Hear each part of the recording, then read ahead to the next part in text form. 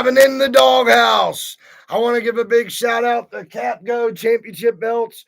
Go to Cap Go Championship Belts on Facebook and look up these guys. Abdul will hook you up. Abdul is the best. Also, every Saturday morning, 10 a.m., check out USW Justice, United States Wrestling Justice. Check it out. They've got something great going on. Old school style wrestling in the TV studio setup. USW every 10 a.m. every Saturday morning. Check it out. USW Wrestling Justice. And don't forget to go to Pro Wrestling Tees and get you a Referee T-Bone Jones t-shirt. We have Referee T-Bone Jones production, Referee T-Bone Jones, and In the Doghouse t-shirts now. Now we're going to share this screen right here and we're going to pull up our guest real quick. Here he is. Welcome, welcome. One half of the Shooters Society, Chase Bennett. Welcome, sir. How you doing tonight? Thank you. I'm doing fantastic, and I'm glad you're having me on here, man. It's a pleasure. Thank you. It's a pleasure to have you on. I'm a big fan. I love your work. I've been watching you for a while. You and Cory are tearing it up on the indies. Everywhere you go, you guys are ripping it up, and I love it, man. Keep doing your work, man. Keep doing it. You're going to be big, man. It's going to get bigger. Thank you. We're going to jump right into it, man. What got you interested in pro wrestling? To be honest with you, it's something that I remember back when I was like maybe 4 years old. My grandfather, this tells you how long ago it was. They had the old floor model TVs, right? And the big TNT explosion would come on.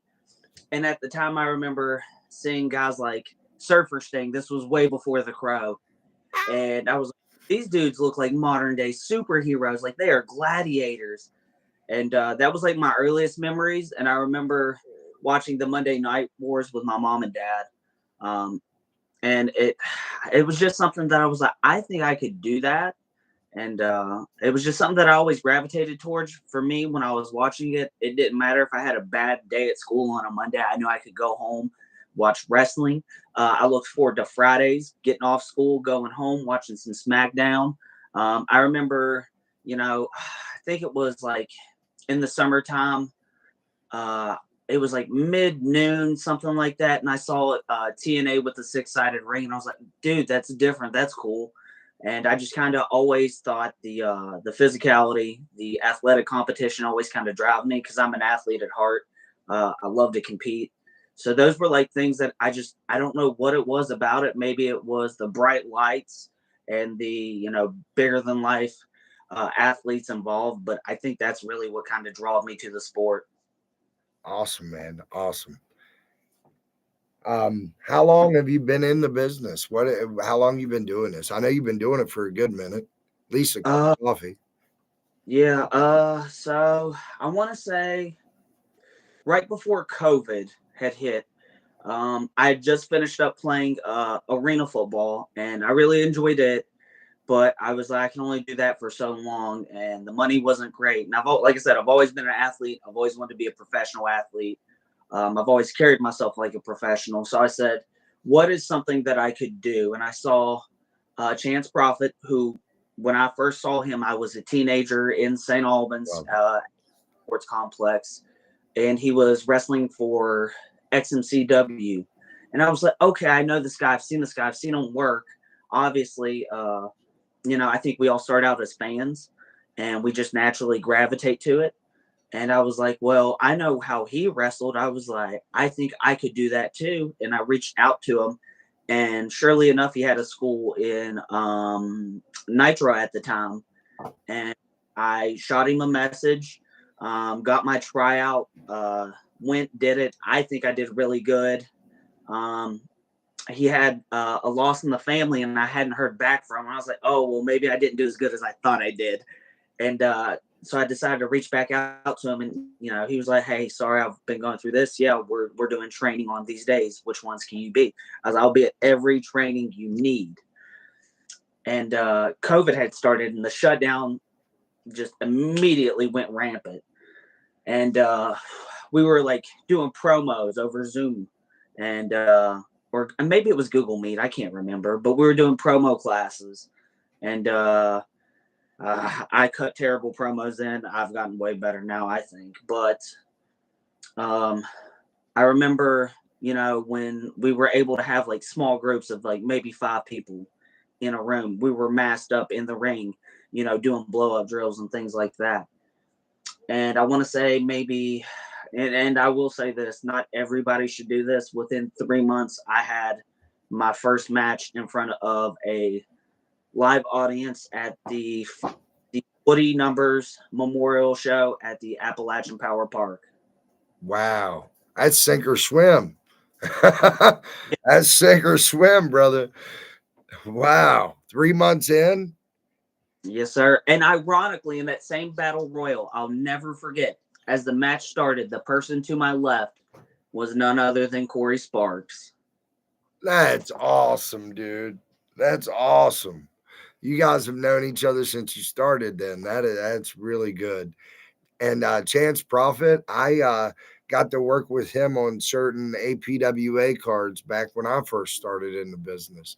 Very nice gentleman. Very, very nice. Very professional too. Who do you consider to be the greatest of all time in professional wrestling? Oh man, that is probably the hardest question to answer, right? All right. Because Well, how about this? Mount Rushmore of wrestling. Who's on your Mount Rushmore? and there can only be 4. There can only be 4 out of any era, any time. The 4, your favorite 4 that you would put on Mount Rushmore. Okay, my favorite 4.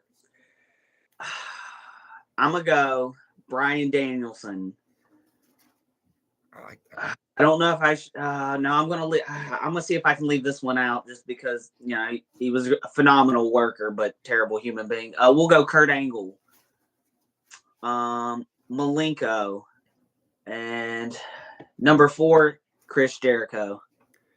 And I think I know who you were talking about with the one. I know exactly who you were talking about because that's one of the ones I would put on mine regardless. I don't care. You gotta, in my opinion, you gotta look at that situation kind of like an OJ Simpson situation. OJ's in the NFL Hall of Fame. No matter what he did, no matter what he did outside of that, you know what I mean? That shouldn't interfere with his career because he had a great career. Oh yeah, he can. Just you gotta separate the person and the character. The person did one thing, but that character was something else on TV. Oh, the character, his intensity, it was always there. It was always believable. Every night you knew you were going to get the most physical match out of him, and it was going to be non style. I was a big fan. I ain't afraid to say his name. I was a big Benoit fan. I still am. I still watch his work. I'm one of those conspiracy theorists out there. I ain't gonna lie to you. I'm the conspiracy guy. I still don't believe he did it, but that's neither here nor there. We'll move on. Who was your inspiration growing up? Who was the one wrestler that you inspired to be like? Oh, that's a tough one. I'm gonna go all the way back to the first one that I saw that captivated me, and that was definitely Sting. I mean, look at it across multiple generations or decades, right? Of people that he influenced. It was just something, I don't know what it was. I think at first it was the bright colors, right? I remember seeing him come out in the American flag jacket, the bright collars, all of that, and I was like, that's so cool. And then I saw the darker side, after the betrayal and everything, and I was like, okay, this is cool. I can get into this. I see the logic of why he, went a rogue in a way. Yeah, absolutely. I love this Sting gimmick all the way through. I like how he reinvented himself. To be honest, my favorite one, if you're talking the more recent stuff, I loved when he did the Joker stuff at TNA. It was Yeah, for Yeah. sure. Like it was so good, and it was so outside of the norm that you're Yeah, like, okay, this is him reinventing himself. It's so interesting. You don't know what to expect. Has he really lost his mind? Like I loved it. I did too. I thought he should have done more of that at AEW. I think they could have gotten a little bit more ratings after Cody left with him doing that. I think they could have hooked a little bit more people. But yeah, they're lost. um, Matt kind of had that crazy thought process to it because, like, he was like, you know what? Here, let me just take this power bomb, and he just hulks up, and you're just like, this dude's 50, 60 years old. He shouldn't be doing this, yeah, but like why? What's the thought process of jumping off of the stuff at the height he was at his age? What's the thought process behind that? I can't even jump off that stuff now because I shake like a dog shitting razor blades. Just getting on the second rope, let alone going to the top. he was probably working us. He was like, I am crazy. Y'all just don't know it yet. Yeah, like feeble and senile. Uh, but hey, man, he was still putting out really good matches even in that time. Like even the Oh yeah. cinematic in the warehouse, I thought was phenomenal. I did too. I would have loved to have seen him doing more of those. Same way with The Undertaker and AJ Styles. They did a phenomenal job with that match too. I would have Yeah, they loved to have seen both of those guys do a cinematic match like that with Sting and The Undertaker. They should have done something like that with those two because they were limited. But with camera angles, smoke and mirrors, you could have got a hell of a match out of those two. that's one of those things that I think is forever going to be a what if. Why didn't we get it? I mean, was it needed? I don't know, but was there a lot of people willing to pay to see it? Oh, you absolutely bet, dude. Night and day. They, There, they could have the, charged an extra $50 for the pay per view, and people would have still paid for it. oh yeah, absolutely, no doubt in my mind. I'd have been interested in it. I don't care. They could come out now in their walkers, and I'd still pay for it. Oh hell I yeah. just want to see those two wrestle. Like we never got that. We deserved to see that. I don't know why they never did it. It would have been genius. It would have been genius. It's probably going to be the big what if in pro wrestling The in the entire. biggest, the biggest what if. That's the biggest. My wife says, "What's up, guys?" Sarah Jones in the chat. Mrs. Jones. um, next one. What would you like to see the Shooter Society accomplish this year in 2025? Um, that's a good one. So, me and Cory, when all this started for me, he has about a year's more experience than me. We trained together. We've had numerous matches against each other. He's the one person in this world that when we're in that ring, I know what his brain is thinking. And he's become my best friend in that way. We've had a lot of success. We went once we started tagging together, we went like 2 years undefeated together. If you ask me, I'm going to be honest with you. We want, and we've said and we've talked about it. It's not written down on paper, but we want the APW tag team titles, and we want those brand new Mega Pro tag team titles. I hear that. I hear that. I know I'm going to be there for the mega tag team title match. Hopefully, I'll get to referee that one. I'm very interested in that one. To get the one of the tag team champions at Mega. I trained with him when I first broke into the business, and we just recently had him on the show. Yeah, I saw that. Awesome. What, William? I see you peeking in. You want to say hi? Come say hi real quick. Come on, come tell the people. This is Hey, William. buddy. This is the little stud. Say hi. Hi. This is Chase William, you want to Bennett. join the side? You want to be a young shooter? Do you hear him? No, He didn't hear you. he's snagging out. William, you join the Shooter Society, buddy? You want to We'll join the get Shooter Society? That's his tag team. You want to join them? You're going to go to the Mega Show. You want to hang out with them at the Mega Show? Mm-hmm. Awesome. Hey, what size shirt does William wear? I think Extra large. extra large. He says he's a I'll have chunky monkey. I'll get him. He's a Extra shooter. large in boys, I should say. Let me I refresh. got you. I'll have it. He's gonna get you a shirt. What do you think of that? Mm. Awesome. You made his night. All right, let me go finish interviewing him. Okay. You say good night. Good night. Night, bud. He was peeking in. He always peeks in on most of my lives when he's here and not at grandma's. He always peeks in. My wife Man. is asking, I am curious to know, are there any moves you would like to learn like to learn that you like but don't know yet? Any moves you want to learn that you haven't done yet that you would like to do? That's tough. I'm a big student of the game, so there's a lot that I know. I just don't always do because I feel like if I show you every move that I do, you know what's going to happen. And I like to keep people on their toes. So it's something I used to try, but I never could land it without like face planting 450. Oh, I always awesome. That's a big move. Yeah, well, there's not a whole lot of guys, 215, 230 hitting it around here. So I'm like, if I hit it, it's got to look impressive.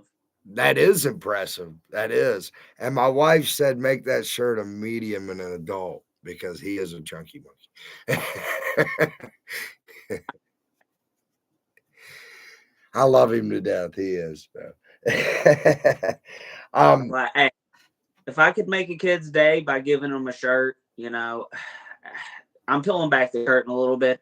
I remember being a teenager or a preteen, 10, 12 years old, going to indie shows. And, if I was standing ringside and I got somebody, to slap my hand, I know how it made me feel. So if there's ever a time I get a chance to do that for somebody else and just give them that moment of suspension of disbelief, by all means, I'm going to go that route for them and make their day any way I can, inside and outside the ring. That's awesome, brother. That's awesome. We need more guys out there like you, brother. All you guys out there on the indies, listen to this man right here. He's got good pointers for you. You got to make the fans happy. That's who's paying to come see you. You got to leave them happy one way or another. Good Absolutely. man, sir. Total pro. Total pro. What does it feel like being the number one contender in Mega for the heavyweight title, which is held by the Gut Bundles, and the tag team titles, which is held by Dark Clouds? What's that feel like, man? You're the number one contender in both areas, singles and tag. I'm trying not to let the feel good moment get to me. I've wrestled to get for the Mega World title just a couple weeks ago, and things didn't go my favor. And when I think about Mega as a whole, it was really the first place that gave me an opportunity to showcase who I was and what I could be and what I was going to do. For that, I will always have a love for Mega. I've been the loyal dog. I've put in the work. 2024, top prospect winner. It was a one-day tournament. I didn't think anybody probably thought I was going to win it, but I went out and I said, rain, sleet, snow, hell, it don't matter. Chase Bennett's going to outwork everybody. To be a world champion, it hasn't happened yet. And I've worked so hard at it that it's not a matter of if anymore. It's just a matter of when. As far as the tag team goes, between the Shooter Society and the Dark Clouds, there's no love lost there. They've done some underhanded tactics to us, and then say, hey, it's just business, or they're not trying to undercut us, but it's starting to really look like it. And, it's just a matter of time before we get our opportunity to lock horns with those guys again. I mean, if you look at their careers, tenured, successful, and for the Shooter Society to really see how good we can be, they are our measuring stick right now. And I want to say that the gap isn't as far as probably the Dark Clouds think it is, but only time will tell. Awesome. Awesome. I am very interested in both matches. I want to see you get a good clean shot at the heavyweight title, and I want to be there when you guys go at it for the tag titles. I'd love to be a referee in either match. I'm gonna throw my name out there and ask Coop if maybe I can referee one of those matches, or if not both. But I want to be there for all those. I am going to let the cat out of the bag right now that I'm going to probably be a main referee at Mega from here on out. I'm going to try my best to make every show I can from here on out. Hold on, I don't think you understand, T-Bone Jones. This is breaking news you're hitting us with. Yes, you're sir. Referee TJ, right? T-Bone Jones is about to be the senior official at Mega. I'm going to be a mainstay. I'm not going to say I'm a senior official or anything. I out of the guys working there right now, I do believe I have the most years put in. I'm coming up on 12. Thank you for your service. Thank you. I've Official been off and on because of health problems, surgeries, and whatnot. I've been off and on, but March 23rd, 2013 was my very first night in professional wrestling. He said, and you never look back. Absolutely not. Absolutely. I'm hooked. I've been hooked since little kid. I remember sitting in a car seat watching wrestling with my grandpa. So I've been a fan forever, and I'll always be a fan, and I'm thankful to be a referee. My wife wants to know, what is your biggest accomplishment in wrestling so far? What do you feel is your biggest accomplishment?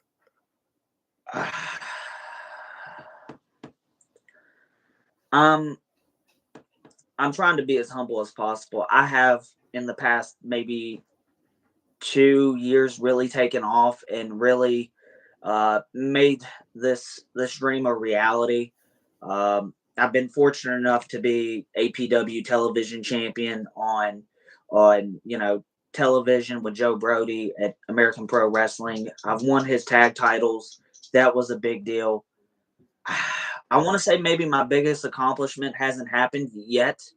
But I think if I could put a timestamp on it, I would say I got to wrestle one of the men that trained me, Jason the Gift Kincaid, and it might have been a 20-30 minute match in Wayne County, I do believe. And it was what I felt an instant classic. There was action from beginning to end. And I felt like there was nothing more important than me than going out there with somebody of that, caliber of talent and showing that juice. Absolutely. I know Jason too. I do. I know Jason too. I worked with him at APWA back in the day too. So, yeah, very nice gentleman. Very nice. You're taking me down memory lane mentioning these guys like Jason Kincaid and Chance Prophet and stuff. I'm like, wow, I'm taken back. You know these guys. I know those. Guys. Small world, brother. Small world. Another one. I mean, I guess this one was kind of a big deal for me. My first title I ever won was the APW television title, and I got to wrestle the Cuban Assassin for it. And I can tell you every match that I had with that man, I got better and I learned so much. We did a show in, I do believe it was Meadowbridge, in front of 200 or 300 people. And I'm telling you, I've never had that many people behind me. But when I tell you they booed that man out the building. Yeah, they believe it sometimes. It's hook, line, and sinker with certain people. That's one thing too. I'm gonna peel behind the curtain a little bit myself. A lot of people, certain people I talk to, they view the sport a certain way. You know what I'm saying? The F word that we don't really say. And I tell everybody, you got to view wrestling as a live action movie done in one take, or you got to view it as Shakespeare. Because Shakespeare, back when he did those plays, he had where you could see all the way around the stage. What is wrestling? You see all the way around the stage. We're in the center of the building, center of the room, doing our thing. So we're Shakespeare at its finest. We're the last living, breathing existence of Shakespeare, in my opinion. Oh yeah, I always tell people, regardless if you can't afford to go see like a WWE or an AEW product, go support indie wrestling. Right, these are all people with the same aspirations as those people at those larger companies. It is the best form of blue collar entertainment, and it's something that you can take your family to. That your kids can create memories that can last a lifetime. And who's to say by having them there, it's not influencing the next generation of professional wrestling? Absolutely. And we want to keep them coming. We want to keep the next generation coming. That's my next question. What advice would you offer any young talent coming up right now in this business? What advice would you offer? Ooh, that's a good one. I would probably say be a student of the game, right? Don't just watch wrestling that you like. Watch wrestling from every era, every genre, from every part of the world, right? There's a reason why tape trading was super popular when it was. It was super popular when it was. And that's where some of like the early 2000s indie stuff, back, watch All Japan. You can go back and watch all these different companies that you may not have learned about and see those styles and the influence and the thought process. Be a student of the game. Understand. Don't necessarily get so hung up on the moves. Think about the reaction, right? Because professional wrestling is multiple car crashes in a show. It's the emotional attachment that you get within each car crash, essentially, that really hooks the people and gets that suspension of disbelief. Absolutely. Absolutely. You couldn't have worded better. You couldn't have worded better. My wife said she wants to know what has been your biggest obstacle in wrestling so far. Uh Biggest obstacle so far, I would probably say taking the time and living the moment. You're given such an amazing platform of you take these people on these emotional roller coasters, and they get so invested that you're just worried about keeping them there, but you're not necessarily living in that moment and enjoying it for like, okay, I got you now, let me savor the moment. I think that's probably been my biggest obstacle, but I've gotten a lot better at it. Awesome. Awesome. Um, who would you like to compete against that you haven't yet? Who is the one wrestler you'd like to wrestle that you haven't yet? Can we go unsigned and signed talent? It doesn't matter anywhere. Who's the number one person that Chase Bennett wants to wrestle? Oh man, whew, that's tough. Let's see. I would probably say on a bucket It list, can even be a tag team. It can even be a tag team. the Kentucky Gentlemen, Jockey yeah, Gentleman. tag team, and then as singles, I want the guy that trained me. I want Chance Profit. You want Chance Profit. Awesome, man. Awesome. Well, hey, promoters out there, make this happen. Chance Profit, Chase Bennett, man. That'd be awesome. I'd pay to see that. I'd buy a ticket. Oh yeah, it's the student versus teacher. I haven't seen him in a couple years, and I just feel like I want to see where do I measure up against somebody that I grew up watching, and somebody that I have a high amount of respect for, and just as a teenager admired. Awesome, man. Awesome. All right. Well, I'm going to let you tell these beautiful people where they can see you at next. Okay.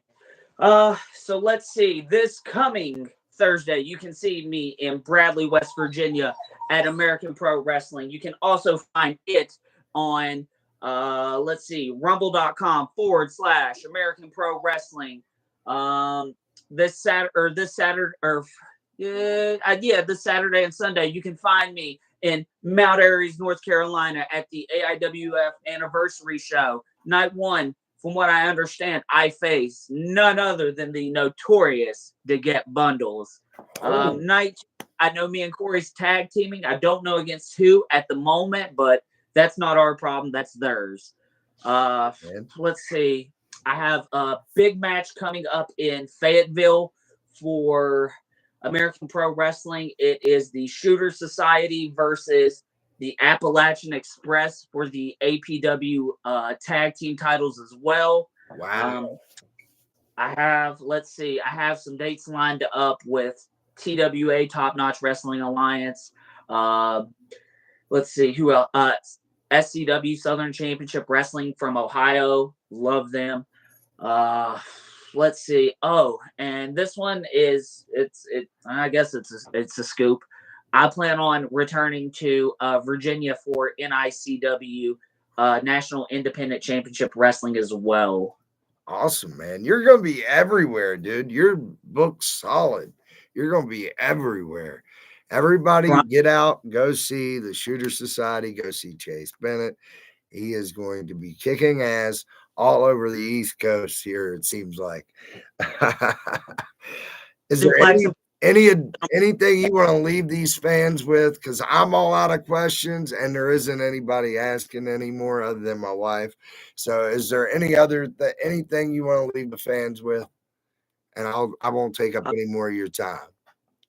To the people that have supported Chase Bennett, supported Cory Sparks, thank you so very much. You know, we started off two dumb kids who absolutely hated each other and have formed a brotherhood and a bond in the society.